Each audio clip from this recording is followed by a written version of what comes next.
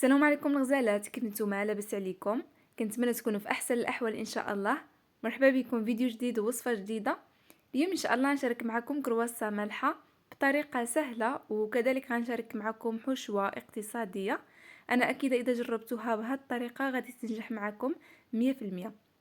اذا كنت اول مره كتشاهدوا القناه ديالي ما تنسوش تنضموا ليها بالضغط على زر الاشتراك وتفعلوا الجرس باش يوصلكم كل جديد. خليكم مع المكونات وطريقه التحضير.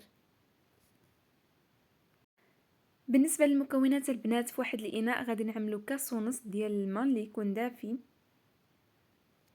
غنضيف عليهم ملعقه كبيره ديال السكر وملعقه كبيره ديال خميره الخبز الفوريه، وغادي نضيف ايضا واحد البياض ديال البيضه والصفار حتى فتبيه حتى للاخر. غنضيف واحد المعلقه كبيره ديال الخل، واحد المعلقه صغيره ديال الملح. صافي غادي نخلط هاد المكونات مزيان مع بعضياتهم حتى كينسجموا. وصافي غنضيف عليهم مباشره 2 الكيسان ديال الدقيق، ما يعادل 200 غرام، وغادي نعاود نخلطو مزيان مع هاد المكونات حتى كينسجموا وما كيبقاوش داك التكتلات ديال الدقيق. صافي على هاد الشكل هذا. هنايا غادي نغطي الاناء ديالي بالبلاستيك الغذائي، وغادي نخلي هاد المكونات حتى كيتفاعلوا مع الخميره مزيان. انا خليتهم هنايا تقريبا 10 دقائق. صافي مباشره من بعد ما كتمر 10 دقائق غادي نحيد البلاستيك الغذائي، وغادي نضيف على الخليط ديالي 4 كأس ديال الزيت. غادي نخلطو مزيان مع المكونات حتى كينسجم لي مزيان معهم، وكندوز مباشره باش نعجن العجينه ديالي. كنضيف 3 ديال الكؤوس ديال الدقيق، ما يعادل 300 غرام، واذا كان باقي خصني الدقيق كنزيد. صافي كنبدا نجمع العجينه ديالي على هذا الشكل هذا.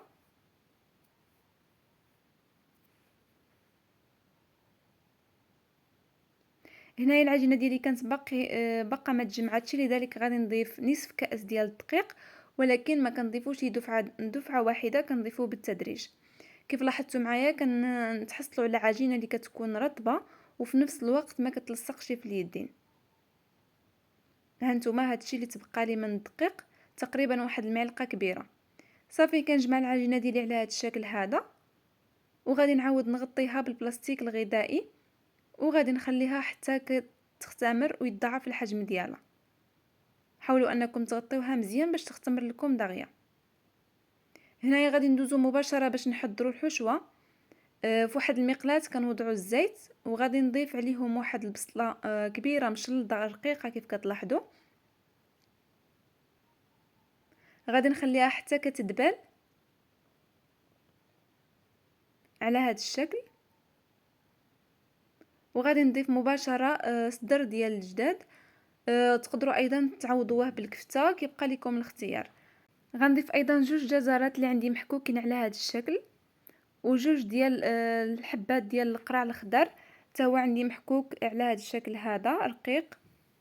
وغادي نضيف نصف معلقه صغيره ديال الملح، ومعلقه ديال السكينجبير، نصف معلقه ديال الخرقوم، نصف معلقه ديال الفلفل الاسود، ونصف معلقه ديال البابريكا او الفلفل الاحمر. صافي غادي نخلط هاد المكونات مزيان حتى كتخلي التوابل مزيان في الحشوه ديالي. صافي وغادي نضيف ايضا واحد المعلقه كبيره ديال القزبر المعدنوس. غادي نخلي الحشوه ديالي حتى كطيب على خاطره. من بعد ما كترجع لي على هذا الشكل هذا غنضيف عليها 3 ديال المربعات ديال الجبن. غادي نخليهم حتى يذوبوا، عاد نحركهم. هاد الجبن كيعطونا واحد التعليكه للحشوه ديالنا. صافي غادي نطفي عليها النار، وغادي ندوزو مباشره باش نوجدوا الزبده اللي غادي نورقوا بها العجينه. هنايا كيف لاحظتوا معايا القالب كان عندي فيه 250 غرام، قسمته في النص، احتفظت بالنص الاخر، وهذا النص هذا حكيته على هذا الشكل هذا. حاولوا انكم توضعوا الزبده في الثلاجه باش تسهل عليكم في الحكان.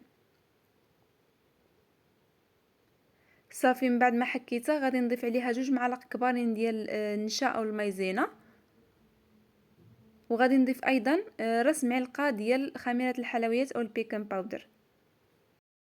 صافي غادي ندخل ديك النشا مزيان في الزبده على هذا الشكل، وغادي ندوزو مباشره للعجينه ديالنا اللي كتكون اختمرت وتضاعف الحجم ديالها. غادي نحاول انني نحيد ديك الهواء اللي كيكون فيها من داخل، وصافي كنهز العجينه ديالي وكنوضعها على سطح العمل اللي كنرشوه بشويه ديال الدقيق باش ما تلتصقناش العجينه ملي نطلقوها. صافي كنبدا نطلق العجينه ديالي كيف غتلاحظوا معايا، غادي نطلقها على هذا السمك هذا، غادي نطلقها غير شويه، وصافي غادي نجيب ديك الزبده وغادي نحاول انني نوزع عليها كامله.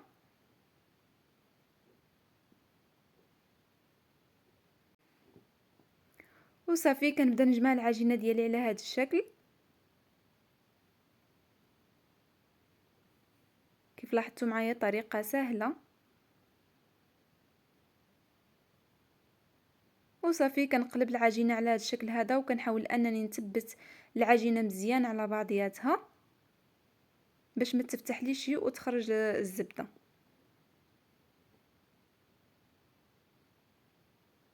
صافي كندوز مباشره على سطح العمل وكنبدا نحلها بالدلاك على هذا الشكل،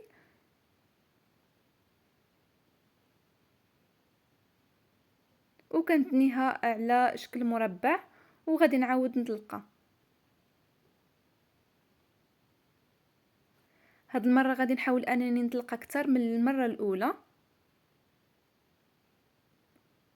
صافي على هذا الشكل، وغادي نعاود نتنيها على شكل مستطيل، ومن بعد كنتنيها على شكل مربع.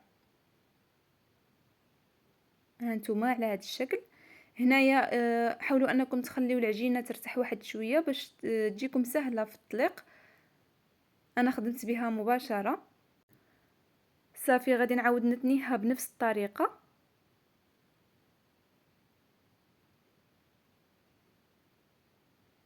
كنثبت العجينه مزيان على بعضياتها وكنحلها واحد شويه بالدلاك وكنطويها على شكل مربع. صافي هنايا غادي ندوز مباشره باش نخدم بالعجينه ديالي من بعد ما كنقسمها على جوج. هنايا غادي نحاول انني نطلق العجينه ديالي على شكل مستطيل.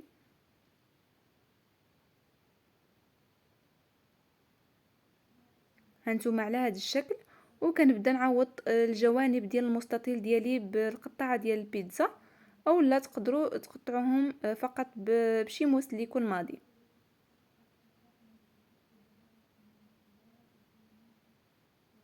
صافي على هذا الشكل، وغادي نبدا مباشره نشكل مثلثات.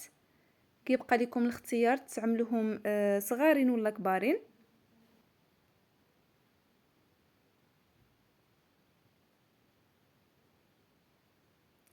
صافي على هذا الشكل. غادي ندوزو باش نوريكم طريقه باش نعمروا الحشوه. كيف لاحظتوا معايا وضعت واحد الفتيحه صغيره لتحت، وكنبدا نلف العجينه ديالي على هذا الشكل هذا بطريقه اللي هي سهله وبسيطه. غادي نعاود معكم وحده اخرى باش تشوفوا الطريقه مزيان. كنوضع فتيحه صغيره وكنعمل الحشوه في الوسط، وكنلف العجينه ديالي. حاولوا انكم تجبدوا العجينه شويه باش كتجيكم ديك اللفات فيها باينه. صافي كنستمر بهذه الطريقه هذه حتى كنسالي العجينه ديالي كامله.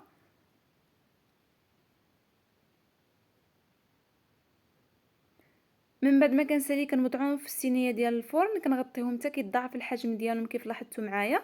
جبت هنايا ديك الصفار ديال البيضه، ضفت عليهم واحد المعلقه صغيره ديال الخل ونصف معلقه ديال القهوه سريعه الذوبان، وكندهن بهم كرواسه ديالي. القهوه هي اللي كتعطينا واحد اللون مزيون ملي كندخلوها للفران.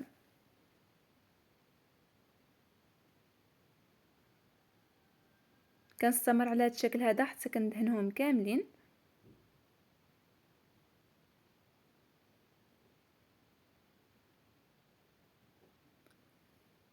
وصافي غادي نزينهم هنايا بالبافو. تقدروا ايضا تزينوهم بالزنجلان. غادي ندخلهم للفران، غادي نشعل عليهم النار من الفوق ومن التحت، النار اللي تكون متوسطه، وكتردوا معاهم البال حتى كيطيبوا. وصافي حبيباتي، كيكون هذا هو الشكل النهائي ديال الكرواسه اللي شاركت معكم اليوم، طريقه اللي هي سهله ومكونات اقتصاديه. كنتمنى الوصفه ديال اليوم تنال اعجابكم. اذا عجبكم الفيديو ديال اليوم ما تنسونيش بتعليقكم ولايك للفيديو، وكذلك تشتركوا في القناه اذا كنتوا باقيين ما مشتركينش. شكرا على المشاهده، والى الفيديو القادم ان شاء الله.